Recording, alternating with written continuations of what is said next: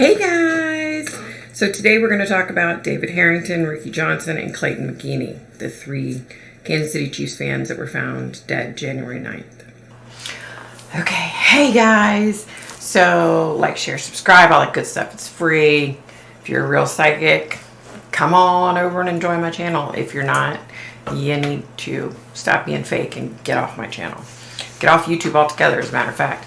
Okay, guys, so today I'm gonna do a little follow-up of David Harrington, Ricky Johnson, and Clayton McGeeney, the three Kansas City Chiefs fans that were found dead in their buddy Jordan Willis's backyard on January 9th. Okay, first, let me start by saying I have my Chiefs earrings on. Go Chiefs! So let me start by saying back to back, baby. I kind of went into the Super Bowl thinking, okay, we had such a crappy year. You know, we just didn't do that great this season. We really struggled. And I was like, okay, we're playing so much better. So, of course, I wanted to believe in my team. How could you not, you know?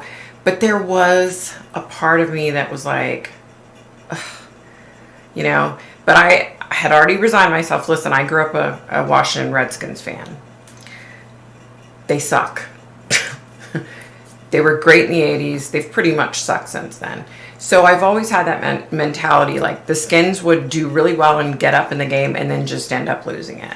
So there's always that part of me that's like, still has that mentality. I still love the Skins, or the Commanders, whatever the hell their name is this year. And I hope that they do something. But I still have that mentality. Like, I just think, okay, even with the Chiefs, I feel like, oh my God, we're gonna lose. And you know what?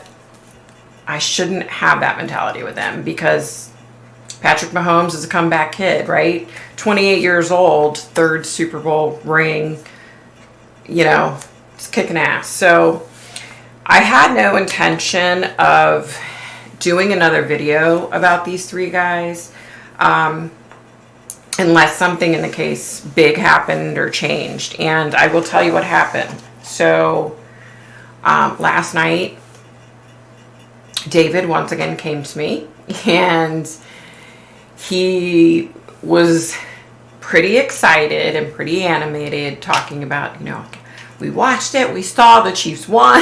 I was like, oh, I know y'all had TV up there. So I didn't say that, but that's what I'm thinking. Like, I don't know if they physically were like over the stadium, you know what I mean? Like, I don't know how it works. I don't know, y'all. But he said, yeah, you know, they won. Oh my God, back to back. And he said that was so great. And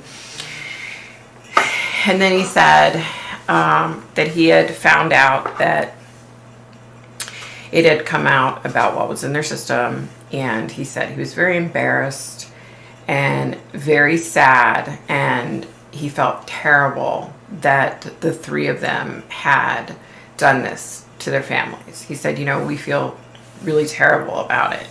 And I said, okay, I felt like when you came to me before that you were holding back. And I said, so I'm assuming you were holding back about the DRUGS. And he said, yes.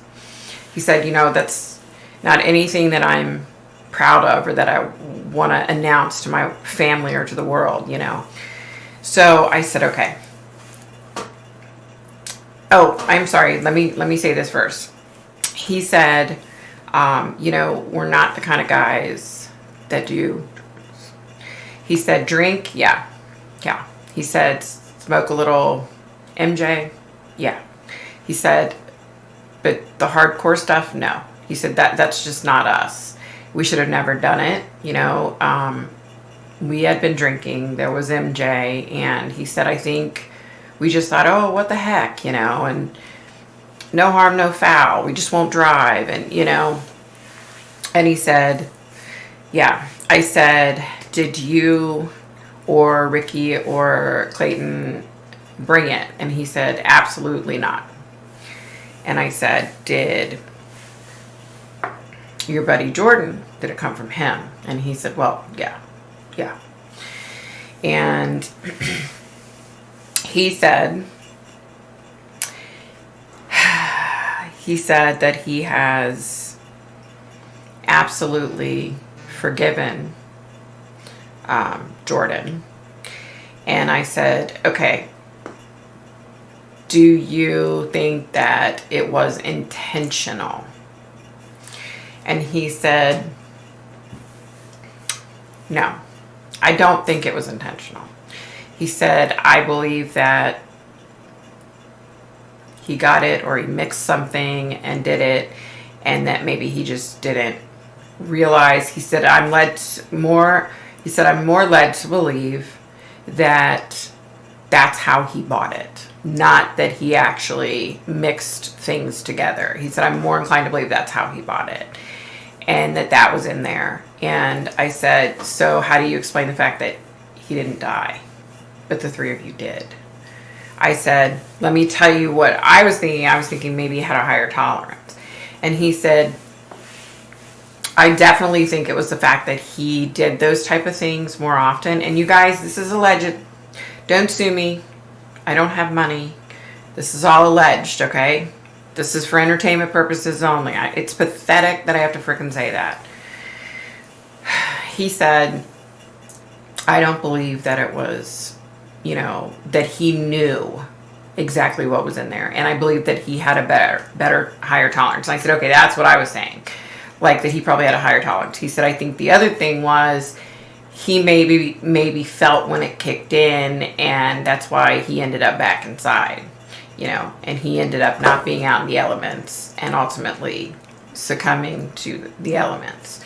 He said, we've forgiven him. That's what he said. We've forgiven him.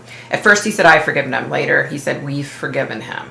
So he said, I wish him well. I hope he does well. And I said, well, he's supposedly in rehab. And he said, well, I wish him well. And he said,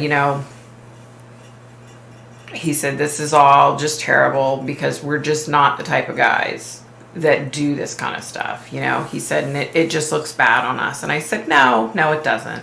You're not perfect. It happens. Unfortunately, it does happen.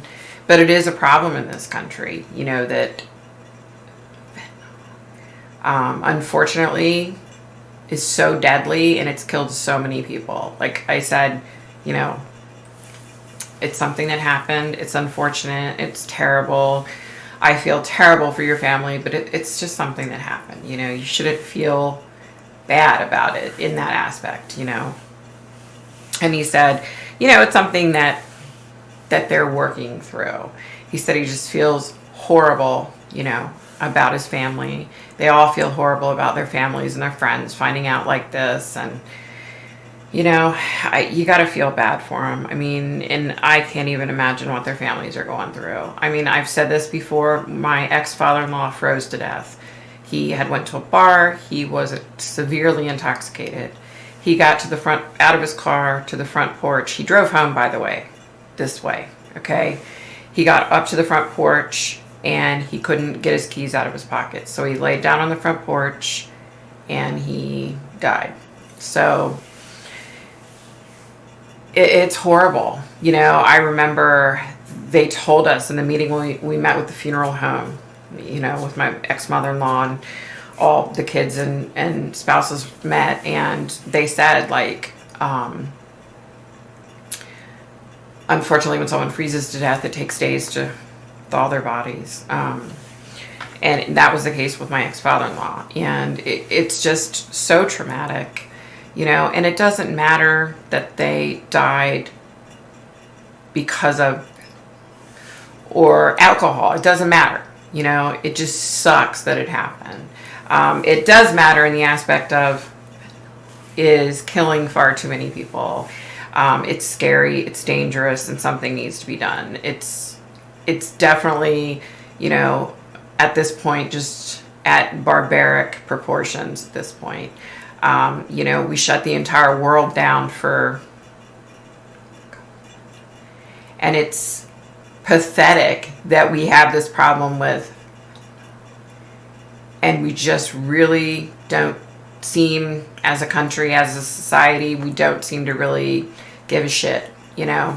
Nothing's being done. Our government's not doing shit. Excuse my French, but it just really angers me. My son's been clean and sober for over 10 years.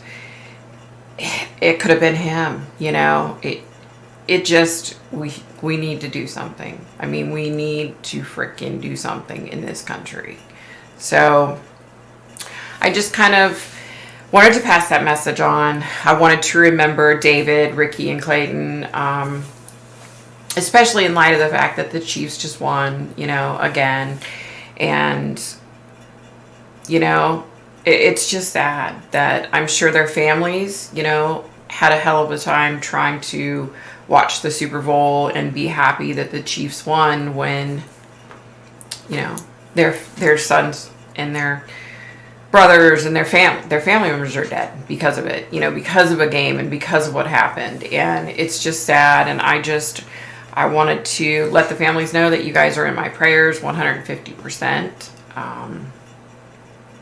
Yeah, I just tough, you guys. It's just tough. And so that about does it for me. Bye, guys.